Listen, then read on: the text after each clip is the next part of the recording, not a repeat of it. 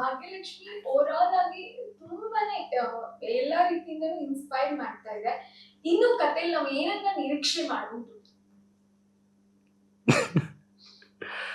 ಏನೇ ನಿರೀಕ್ಷೆ ಮಾಡಬಹುದು ಅಂದ್ರೆ ಒಂದಂತೂ ಕರೆಕ್ಟು, ನಿಮ್ಗೆ ಟಿಪಿಕಲ್ ನೀವ್ ಗೆಸ್ ಮಾಡಿರೋ ತರ ಸ್ಟೋರಿ ಅಂತೂ ಬರಲ್ಲ. ಅಂದ್ರೆ ಅದು ತುಂಬಾ ಆಬ್ವಿಯಸ್ ಅನ್ಸ್ಬಿಡತ್ತೆ. ಅವಾಗಲೇ ನಾವ್ ಹೇಳ್ದಂಗೆ ಓಕೆ ಇವನು ಅವಳ ಜೊತೆ ಹೋಗ್ತಾನೆ, ಇವನ್ ಜೊತೆ ಹೋಗ್ತಾನೆ, ಸೆಪರೇಟ್ ಆಗ್ಬಿಡೋದು. ನೋ, ನೀವ್ ಅನ್ಕೊಂಡಿದ್ದಕ್ಕಿಂತ ಇನ್ನೇನಾದ್ರು ಏನೋ ಒಂದು ಡಿಫ್ರೆಂಟ್ ಆಗೋದಂತೂ ಗ್ಯಾರಂಟಿ. ಯಾಕಂದ್ರೆ ನಾವೇ ಸರ್ಪ್ರೈಸ್ ಆಗ್ತೀವಿ ಪ್ರತಿಯೊಂದು ಎಪಿಸೋಡ್ ಬಂದಾಗ. ನಮ್ಗೆ next set of episodes story line ಸಿಕ್ಕಿದಾಗ ನಾವೇ ಸರ್ಪ್ರೈಸ್ ಆಗ್ತೀವಿ.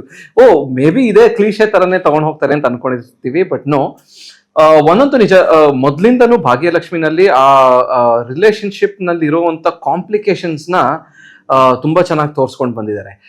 ಯೂಶಲಿ ಇಲ್ಲಿ ತನಕ ನೀವು ನೋಡಿರೋ ಕಾನ್ಸೆಪ್ಟ್ ನಲ್ಲಿ ಸುಮ್ಮನೆ ಆ ಸರ್ಫೇಸ್ ಲೇಯರ್ ಟಚ್ ಮಾಡ್ಬಿಟ್ಟು ಹೋಗ್ಬಿಡ್ತಾರೆ. ಬಟ್ ಇದರಲ್ಲಿ ಇನ್ನೊಂದು ಲೆವೆಲ್ ಒಳಗಡೆ ಹೋಗಿ ಆ ಕಾಂಪ್ಲಿಕೇಶನ್ಸ್ ನ ತುಂಬಾ ಚೆನ್ನಾಗಿ ಎಕ್ಸ್ಪ್ಲೋರ್ ಮಾಡ್ತಾ ಬಂದಿದ್ದಾರೆ. And I am sure writers ಅಂತೂ ತಲೆ ಕೆಡ್ಸ್ಕೊಂಡು ಏನಾದ್ರೂ ಒಂದು ಇಂಟ್ರೆಸ್ಟಿಂಗ್ ತಂದೆ ತರ್ತಾರೆ. ಸೊ ಏನ್ ಎಕ್ಸ್ಪೆಕ್ಟ್ ಮಾಡ್ಬೋದು ಅಂತ ನಮಗೆ ಗೊತ್ತಿಲ್ಲ. ಸೀರಿಯಸ್ಲಿ ನಾವು ಮೊನ್ನೆ ಒಂದು ಸೀನ್ ಶೂಟ್ ಮಾಡಿದಾಗ ಅದ್ರ ಹಿಂದೆ ಸೀನು ಈ ತರ ಆಗುತ್ತೆ ಅಂತ ಹೇಳಿದ್ರು. ಬಟ್ ನೆಕ್ಸ್ಟ್ ಡೇ ನಾವು ಸ್ಟೇಷನ್ ಅಲ್ಲಿ ಶೂಟ್ ಮಾಡ್ಬೇಕಾದ್ರೆ ನಮ್ಗೆ ಸರ್ಪ್ರೈಸಿಂಗ್ ಥಿಂಗ್, ಸೀನ್ ಪೇಪರ್ ಓದ್ತಾ ಇದೀವಿ, ಈಗ ಇದ್ಯಾವಾಗ ಆಯ್ತು ಅಂದ್ರೆ ಅವರು ಒಂದ್ ಏನು ಸ್ಟ್ರಾಂಗ್ ಆಗಿ ಇವಾಗ ಏನ್ ಅವರು ಡಿಸೈಡ್ ಮಾಡ್ಕೊಂಡಿದ್ದಾರೆ ಅಂತ ನಂಗೆ ಅನ್ಸುತ್ತೆ. ಅಂದ್ರೆ ಭಾಗ್ಯನ ಎಷ್ಟು ಸ್ಟ್ರಾಂಗ್ ಆಗಿ ತೋರಿಸ್ಬೇಕು ಅಂದ್ರೆ ಇದನ್ನ ನೋಡ್ತಾ ಇರೋರು ಓಕೆ ಭಾಗ್ಯ ಇದು ಮಾಡ್ತಾ ಇದ್ದಾಳೆ ಅಂದ್ರೆ even we can do it ಅನ್ನೋ ಒಂದು ಕಾನ್ಫಿಡೆನ್ಸು ತುಂಬಾ ಸ್ಟ್ರಾಂಗ್ ಆಗಿ ಬರಬೇಕು ಅನ್ನೋದು ನಮ್ಮ ರೈಟರ್ಸ್ ತಲೆಯಲ್ಲಿ ಇದೆ ಅನ್ನೋದು ನನ್ಗನ್ಸುತ್ತೆ. ಅಂಡ್ ಇನಿಷಿಯಲಿ ಈ ಸೀರಿಯಲ್ ಮಾಡ್ಬೇಕಾದ್ರೆ JD ಅವರು, ನಾನು ಇದನ್ನ ಯಾವಾಗ್ಲೂ ಹೇಳ್ತಾ ಇರ್ತೀನಿ, JD ನನಗೆ ಕನ್ವಿನ್ಸ್ ಮಾಡ್ಬೇಕಾದ್ರೆ ಈ ಸೀರಿಯಲ್ ಮಾಡು ಅಂತ. ಈ ಸೆಡ್ ನಾವು ಇದನ್ನ ಈ ಸೀರಿಯಲ್ನ ಎಸ್ಪೆಷಲಿ ಭಾಗ್ಯಲಕ್ಷ್ಮಿನ TRPಗೋಸ್ಕರ ಮಾಡ್ತಾ ಇಲ್ಲ, ಒಂದು ಒಳ್ಳೆ ಮೆಸೇಜ್ ಕೊಡ್ಬೇಕು ಸಮಾಜಕ್ಕೆ, ಇದೊಂದು ಇನ್ಸ್ಪಿರೇಷನ್ ಆಗ್ಬೇಕು ಅನ್ನೋದಕ್ಕೆ ಮಾಡ್ತಾ ಇದೀವಿ ಅಂತ.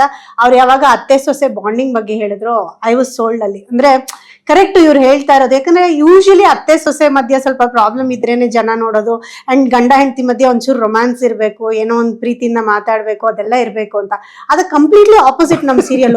ದೆನ್ ಐ ರಿಯಲೈಸ್ ಹೌದು ಇದು ನಿಜವಾಗ್ಲೂ ಇವ್ರು TRPಗೋಸ್ಕರ ಮಾಡ್ತಾ ಇಲ್ಲ, they really taking a risk ಮಾಡ್ಬೇಕಾದ್ರೆ ಅಂತ.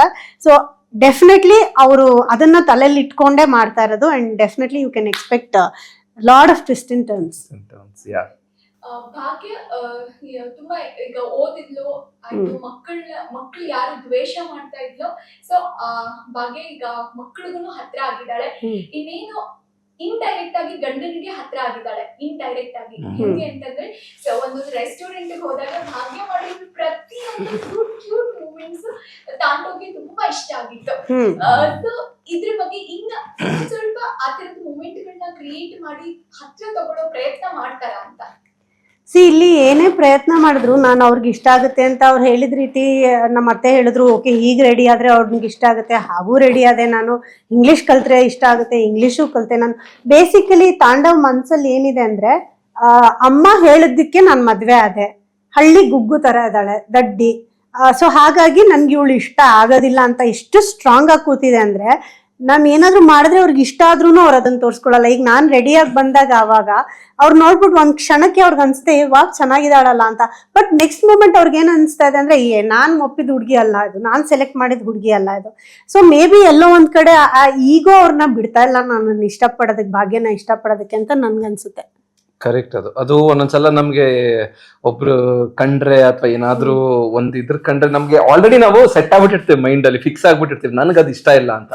ಸೊ ಅವಾಗ ಈಗೋ ಅಡ್ಡ ಬಂದ್ಬಿಡತ್ತೆ, ನಾವೇ ಒಂದ್ ಪರ್ಸನಾಲಿಟಿ ಕ್ರಿಯೇಟ್ ಮಾಡ್ಕೊಂಡ್ಬಿಟ್ಟಿರ್ತೇವೆ ತಲೆನಲ್ಲಿ. ಸೊ ಅವ್ರ ಪಾಪ ಏನ್ ಮಾಡಿದ್ರು ಏನ್ ಒದ್ದಾಡಿದ್ರು ನಮ್ಮ ಆ ಪರ್ಸೆಪ್ಷನ್ ಅದೊಂಥರ ಒಂದು ಸಿಮೆಂಟ್ ಹಾಕಿ ಕೂರ್ಸಿ ಅದೊಂದು ಬಿಲ್ಡಿಂಗ್ ಆಗ್ಬಿಟ್ಟಿರತ್ತೆ. ಸೊ ಅದು ಚೇಂಜೇ ಆಗಲ್ಲ. ಸಾಂಗ್ ನ ಕ್ರಿಯೇಟ್ ಮಾಡಿದ್ರು, ಇವಾಗ ಅದು ಟ್ರೆಂಡ್ ಆಗ್ತಾ ಇದೆ. ಆ ಸಾಂಗ್ ಕ್ರಿಯೇಷನ್ ಹೇಗಿತ್ತು ಅದ್ರ ಬಗ್ಗೆ? ಆ ಸಾಂಗ್ ನ ಫಸ್ಟ್ ಟೈಮ್ ನನ್ಗೆ ಕಳಿಸಿದ್ರು, ಕೇಳಿದಾಗ ನಿಜ ನಂಗೆ ಗೂಸ್ಬಂಪ್ಸ್ ಬಂತು. ಅಂದ್ರೆ ಇದು ಎಷ್ಟು ಜನ ಹೆಣ್ಮಕ್ಳಿಗೆ ಇದು ಇನ್ಸ್ಪಿರೇಷನ್ ಕೊಡ್ಬೋದು.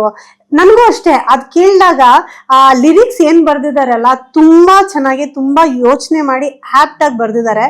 ಅಂಡ್ ಅದಕ್ಕೆ ತಕ್ಕಂಗೆ ಶೂಟ್ ಮಾಡಿರೋದು ಕೂಡ ತುಂಬಾ ಚೆನ್ನಾಗಿ ಶೂಟ್ ಮಾಡಿದ್ದಾರೆ. Almost the whole day we shot for that song. ಇದು ಈ ಸೀರಿಯಲ್ ಇಂಡಸ್ಟ್ರಿಯಲ್ಲಿ ಯಾವತ್ತಾದ್ರೂ ನಡೆದಿದ್ಯೋ ಇಲ್ವೋ ನನಗೆ ಗೊತ್ತಿಲ್ಲ. ಬಟ್ ಒಂದು ಭಾಗ್ಯ ಅನ್ನೋ ಕ್ಯಾಂಪೇನ್ ಅನ್ನ ಅವ್ರು ಎಷ್ಟು ಸ್ಟ್ರಾಂಗ್ ಆಗಿ ಮಾಡ್ತಿದ್ದಾರೆ. ಇದು it is not for me, ಅಂದ್ರೆ ಸುಷ್ಮಾಗಾಗ್ಲಿ, ಸುದರ್ಶನ್ಗಾಗ್ಲಿ, ಪದ್ಮಜಾರಾವ್ ಅವ್ರಿಗಾಗ್ಲಿ, ಸೀರಿಯಲ್ಗಾಗ್ಲಿ ಅಲ್ಲ. ಒಂದು ಭಾಗ್ಯ ಅನ್ನೋ ಪಾತ್ರ ಎಷ್ಟೋ ಜನರು ಮನೇಲಿದ್ದಾಳೆ.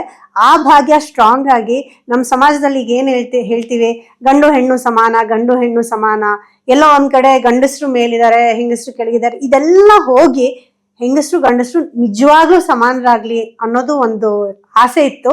ಅಂಡ್ ನಿಜವಾಗ್ಲೂ ಆ ಸಾಂಗ್ ಕೇಳಿದಾಗ, ನೋಡಿದಾಗ, ಈಗಲೂ ಕೂಡ ಬಿಟ್ಸ್ ಅಂಡ್ ಪೀಸಸ್ ಎಷ್ಟೊಂದು ನಿಮ್ಮ ನ್ಯೂಸ್ ಚಾನಲ್ಗಳಲ್ಲೂ ಹಾಕ್ತಿರ್ತೀರಿ, ನಮ್ಮ ಸೀರಿಯಲ್ಗಳ ಮಧ್ಯನೂ ಬರುತ್ತೆ. ನಿಜ ಬಹಳ ಖುಷಿ ಆಗುತ್ತೆ. ಭಾಗ್ಯಲಕ್ಷ್ಮಿ ಬಗ್ಗೆ ಹೇಳೋದಾದ್ರೆ, ಭಾಗ್ಯಲಕ್ಷ್ಮಿ ನಮ್ಮೆಲ್ಲರಿಗೂ ಎಷ್ಟು ಒಂದು ಒಳ್ಳೆ ಜೀವನ ಕೊಟ್ಟಿದೆ, ಒಂದು ಒಳ್ಳೆ ಇನ್ಸ್ಪಿರೇಷನ್ ಕೂಡ ಕೊಟ್ಟಿದೆ. ದಿನ ಬೆಳಗಾದ್ರೆ ನಾವು ಬರ್ತೀವಿ, ಕೆಲಸ ಮಾಡ್ತೀವಿ, ನಿಮ್ಗೆ ಎಂಟರ್ಟೈನ್ಮೆಂಟ್ ಜೊತೆಗೆ ಒಂದು ಒಳ್ಳೆ ಮೆಸೇಜು ಕೊಡ್ತಾ ಇದೀವಿ. ಅತ್ತೆ ಸೊಸೆ ಹೇಗಿರ್ಬೇಕು, ಅಂಡ್ ಗಂಡ ಆದವನು ಹೇಗಿರ್ಬಾರ್ದು, ಹೇಗಿರ್ಬೇಕು, ಹೆಂಡತಿ ಆದವಳು ಎಷ್ಟುವರೆಗೂ ತಲೆ ತಗ್ಗಿಸ್ಕೊಂಡು ಹೋಗ್ಬೇಕು, ಯಾವ್ದಾದ್ಮೇಲೆ ಅವಳು ಒಂದು ಸ್ಟ್ಯಾಂಡ್ ತಗೋಬೇಕು ಅನ್ನೋದನ್ನೆಲ್ಲ ತುಂಬಾ ಚೆನ್ನಾಗಿ, ತುಂಬಾ ಡೀಟೇಲ್ ಆಗಿ ಎಕ್ಸ್ಪ್ಲೇನ್ ಮಾಡ್ತಾ ಹೋಗ್ತಾ ಇದಾರೆ. ಅಂಡ್ ಇನ್ ಮುಂದೆ ಬರ್ತಾ ಇರೋ ಕತೆ ಅಂತೂ ಅದ್ಭುತವಾಗಿದೆ. ಯಾಕಂದ್ರೆ ನಾವುಗಳೇ ಕುತ್ಕೊಂಡು ಮಾತಾಡ್ತಿರ್ತೀವಿ, ಈ ತರ ಆಗೋಯ್ತಾ, ಈ ತರ ಆಗೋಯ್ತಾ, ಭಾಗ್ಯ ಈ ತರ ಚೇಂಜ್ ಆಗೋಲ್ಲ, ತಾಂಡವ್ ಈ ತರ. ಕೆಲವು ಸರ್ತಿ ನೆಕ್ಸ್ಟ್ ಬರೋ ಸೀನ್ಗಳಲ್ಲಿ ನೀವು ತಾಂಡವ್ ಈ ತರ ಮಾಡ್ತಾನೆ ಅಂತ ಎಕ್ಸ್ಪೆಕ್ಟೇ ಮಾಡಿರಲ್ಲ, ಆ ಥರ ಸೀನ್ಸ್ ಎಲ್ಲ ಇದೆ. ಅಂಡ್ ಭಾಗ್ಯನೂ ಈ ಥರ ಮಾಡ್ತಾಳೆ ಅಂತ ಎಕ್ಸ್ಪೆಕ್ಟ್ ಮಾಡದಿರೋಂಥ ಸೀನ್ಸ್ಗಳಿದೆ. ಸೊ ಡೆಫಿನೆಟ್ಲಿ ಭಾಗ್ಯಲಕ್ಷ್ಮಿ ನಿಮ್ಗೆ ಎಂಟರ್ಟೈನ್ಮೆಂಟ್ ಮಾಡೋದ್ರ ಜೊತೆಗೆ ಇನ್ಸ್ಪೈರ್ ಕೂಡ ಮಾಡುತ್ತೆ. ಸೊ ನೀವು ಇಷ್ಟು ವರ್ಷ ನಮ್ಗೆ ಹೇಗೆ ಪ್ರೀತಿ ತೋರಿಸ್ತಾ ಇದ್ದೀರೋ, ಈ ಪ್ರೀತಿನ ಹಾಗೆ ಸದಾಕಾಲ ನಮ್ಮ ಮೇಲೆ ಇಡಿ ಅಂತ ಕೇಳ್ಕೊಳ್ತೀವಿ.